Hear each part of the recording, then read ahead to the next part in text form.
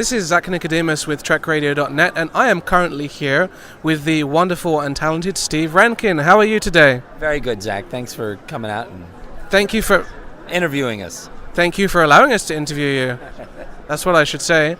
Okay, so we're here to talk a little bit about your roles in Star Trek over the years. We're also going to have a little chat about the Enterprise Blues Band, which you are a member of, and you'll be performing here tonight here at Destination Star Trek Germany. Okay, so you had, I think, you've had a lot of roles in Star Trek, like 4 or 5, I think. Four roles, yes. 4 roles. First one was in I don't even remember, it was The Next Generation. And it was the 3rd year of Next Generation, and I got to play a Romulan. His name was Patak. And I was in the episode in which Gordy lost his visor on the planet Galderon. And there was a Romulan that was on the planet with him, and then they were able to rescue one of the other Romulans, which was me, and bring me onto the Enterprise. And they were trying to fix me up, but I had a problem with Worf in that I didn't want to take a transfusion from him, so I got to say the wonderful line that I referred to as television Shakespeare. I got to say, I would rather die than pollute my body with Klingon filth. And he let me die. And that was a wonderful re-portrayal of the line as well. Well, thank you. An exclusive on Trek Radio, maybe. That's right. Indeed. So that was your first role. Maybe perhaps one of the more memorable ones. I'm not sure. What was the next role that followed after that? Then I was the first kind Cardassian. I was on the pilot of Deep Space Nine, directed by David Carson, and I was a doctor. And I was a doctor. Somebody came up that was very injured, and it was I can't remember. It was some. I'm sorry to forget this right now. No, it's all good. Anyway, so we were I was enfranchised to save him, and they didn't want me to save this particular other creature that we had picked up on board, and I told them, no, we're going to. I'm a doctor, and it was my ethical creed to go. That's right. Well, of whatever kind of the Cardassian Hippocratic Oath could be, and so I said, we're going to save him, and it raised a bit of a stir. But I was the first kind Cardassian that didn't want to see somebody destroyed and killed and maimed and murdered. So I think we like kind Cardassians. We spoke to another kind Cardassian a little while ago, Casey Biggs, who's your band member as well. That's right. Yes, he is. And we're both not Cardassians in the band. We're friendly. Just regular humans. Friendly humans. That's right. That's good. Okay, so that's two of your 4 roles. Well, the 4th one is my favorite, but let's talk about the 3rd one first. A Klingon, I believe. Klingon, that's right. I was on another episode of Deep Space Nine, came on later, and we stowed the symbiont.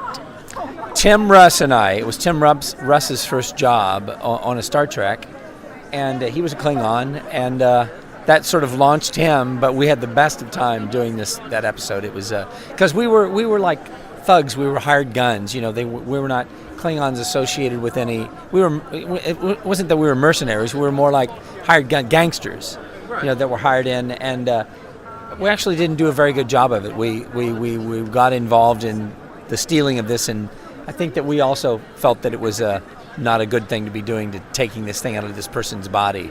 So it's very interesting. Yeah, there was definitely a very interesting episode in terms of the, what would you do? That kind of thing, like what would you do in that situation? So, no, I really liked that episode. So let's talk about the 4th and final role now. I think it's the most famous of your roles, and that was Colonel Green in Enterprise. That's right. Tell us, just for the audience members who don't know, tell us a little bit about the character himself. Okay. Colonel Green was actually from the original series, and the actor that portrayed this character had passed away, so he was no longer alive. And so they were looking for somebody, and then they scanned and they found me, and I'd done several episodes of Star Trek, obviously, we're talking about that. And so they just came to me and said, would you like to come and do this? And I said, are you kidding me? A chance to play, now Colonel Green, for those of you that know, and I know you do, in the episode that he was on a penal colony planet, and he was one of the most diabolical minds of the future that wanted, basically affect genocide and, eliminate all of the impure races. And he was held captive with Abraham Lincoln and Genghis Khan. So I remember seeing that whenever I was a youth, and then I had the chance to come in and play this and wear the pointy sideburns and wear the costumes. And here, I think I'm going to sign an autograph. Hello. Hello. What's your name? Mike. An hour in the life of Steve Rankin. Always interesting to see.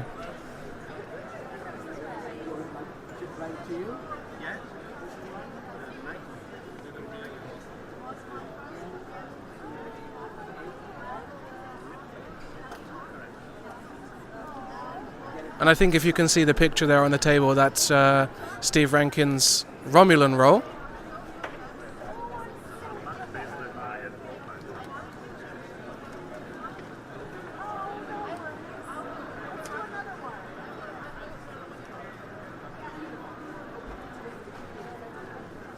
Thank you.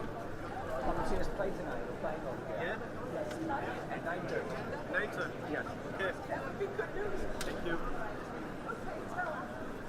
Fantastic. So anyway, what was I saying? So I got to wear just to be able to wear the costume from the original series and have the pointy sideburns. They did my hair. It was a great experience, sort of being able to put all those clothes on and go back in time a little bit. It was even fun for the costume designers and everybody. They went whole hog to make this look just exactly right. And I was being referenced as a person that had it right by Weller. I think it was Peter Weller, wasn't it? Yeah. Peter Weller was, using a speech that Colonel Green had made diabolically many, 100 years earlier or something. And so it was pretty cool because I got to be on the very last episode of the whole Star Trek franchise and playing a character from the 60s series. So I was like a kid in a candy store. And it was also your first and only human role on... It was my first and only human role, that's right. So was the makeup process a lot shorter? Yes, it was. It was. Sideburns, that was it. That's it. That was it. Fantastic. So, of the 4 roles, do you have a favorite? I think just because it was the first one that I got to do, to be able to be on the set for the first time whenever I did the Next Generation, and I'd known Jonathan Frakes had been a friend of mine from being actors back in New York City, so it was quite exciting to show up on the set and have somebody pound on my door, and I open it up and it's Jonathan Frakes saying, "Rankin, we're going to have some fun today." So we had a great time. So that was I think that was the most special one because it was the first time and walking on the set, and it was just great, really great. Fantastic. Were you a huge fan of Star Trek before you became involved, or?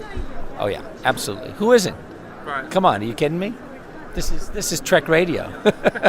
Absolutely. I remember seeing all of the original series, and then became a fan of when it was going to come back on the air. I was ecstatic that this all those years later, it was we're talking 20 years later to get the series on the air. It was pretty amazing. Right. So Next Generation was great. Yeah. Now, when you originally took on the role in Next Gen, did you imagine in your furthest reaches of your imagination that 25 years since TNG? 88, let me see, season 3, so that would be 91, 2001, 11. So yeah, almost 25 years. Right. Did you imagine you'd be traveling around the world doing conventions, an eternal part of Star Trek for history? Absolutely not. It's icing on the cake to be able to, yesterday at the opening ceremonies, I sort of gave a nod to William Shatner saying without him we wouldn't be here. But, the thing is, if it weren't for all the fans, we wouldn't be here. I mean, that's the miraculous thing about this and how it's gotten, universal. Everybody knows Star Trek. And so never in my wildest dream would I imagine anything like this would have happened. It's the gift that keeps on giving. Right, and I mean, before the fans came along, Star Trek was dead. And it was the huge letter writing campaign in the 70s that got it back. That's right. Yeah. So it's really the fans. Yeah, it is absolutely the fans. And if it wasn't for all of you, we wouldn't be here. That's, you got to have an audience if you're an actor. And you must respect your audience and go do the best job you can. And if you're able to leave a memory in somebody's mind or change them a little bit from something that you've been able to do as a performer, I mean, that's really, it's a gift. So, and that's why I call it the gift that keeps on giving. Fans are very, very, very important. Very, very, very important to us, what we do. Fantastic. Okay, so let's talk about the blues band. When you were first approached to be a part of the band, was there any hesitation or was it instant yes? Well, this is, Vaughn was the first one that had been, of all of us, that had been asked to do these conventions because of all of the kind of characters he'd played. And when he was out there, he said, he went to a convention and he was with Bob Picardo, and they were all introduced, and he suddenly looked out and they were supposed to do something and left him there alone, and he just sort of talked and didn't know what to do. And then Bob Picardo, he heard a little bit earlier, gave a little talk, and then he started singing some songs. And so Vaughn went, I'm going to write some songs about Star Trek. And he says, I got these songs. And so he was playing them a little bit for me. And he said, but I don't quite, know how to write these things. Help me out. And so I went, no, these are great songs. They just need to be arranged a little bit. So we worked for a long time, getting him prepped to go out, play the songs on his ukulele. And then it evolved into, when I got invited to come, suddenly we went, well, we get to play these together now. And then Casey came on board, and that's sort of how it all happened. Casey and I help. We do all of the arrangements, basically, of everything that we play, and organize how this stuff's going to come out. And I've written some songs, Casey's written some songs, and now it's a whole act. So that's how it all has evolved. And for those who don't know, what's your primary role within the band? I play the mandolin and I play the guitar, and we all sing harmonies and sing leads and tell some stories. So it's a really, really, really fun. We have a great time doing it, and because the songs are so Trek specific, I think we're looking forward to tonight playing this concert. We first did it in Germany 10 years ago, and it was wonderful. We came out, walked down on the stage, there were 800 people to hear us at this concert, and I think it grew to like 1,000, and it was really miraculous. And it was the first time we'd really played them out in front of that large number of people, and now we see people and they're singing the songs already to us. So we're going to see what happens tonight with that. We hope some people sing along with us. Yeah, we're definitely looking forward to it. We saw you here with your mandolin yesterday. Do you have it with you today? Let's. Can we have a look? I'm very. It looks very exotic, doesn't it? It's sort of a classic, what they call an F-style Gibson mandolin. This is a reproduction of a model from 1938, and it's called a Master Series, so they make a limited number of these. And I actually just got this about, I guess I've had it for about 6 months now, 5 or 6 months. And it's a great little instrument. Can you give us a little demo? I can. I'll rehearse something that I need to play tonight, because this is sort of how we start each concert. Thank you! That was for me. That's for you, yeah. I saw that I was getting the mandolin out, and that's what this is about.